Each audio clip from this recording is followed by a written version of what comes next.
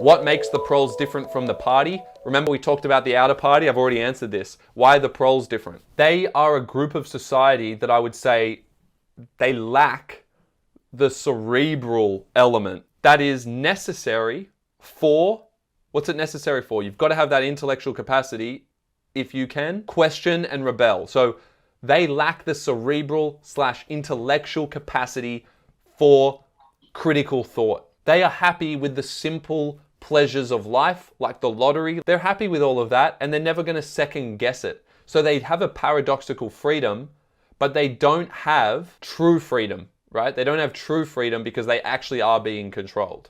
They're just not aware of it. They don't have a freedom of consciousness. What they have, though, I think this is the interesting thing. Really good point if you can make this in the essay. The Proles have a paradoxical freedom of mobility, of physical character. So they have physical freedom. They can roam around and do whatever they want. They can sing even. Whereas the inner party don't have that physical freedom. But what do the inner party have that the Proles don't? What's the difference between the outer party? What's the difference between the outer party and the Proles? So they still are subject to the thought police and they are going to be punished for thought crime. But the point is that they have a psychological capacity to rebel, to think critically.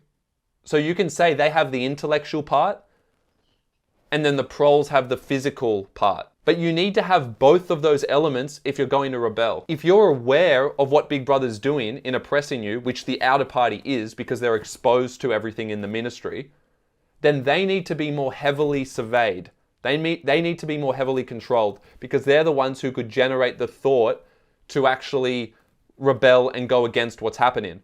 But because the Proles live on the outside world, they're not as aware, so they lack the awareness and therefore they have that physical freedom. They have bodily freedom, but they don't have the intellectual or cerebral element of awareness that is necessary for rebellion. Here's the key word to sum this up. There has been a collective disembodiment between the Proles and the outer party, which renders rebellion impossible. Because the Proles have a physical freedom, but they lack awareness, whereas the outer party have awareness, but lack the physical freedom to actually rebel. And they lack the physical capacity because they're a smaller group.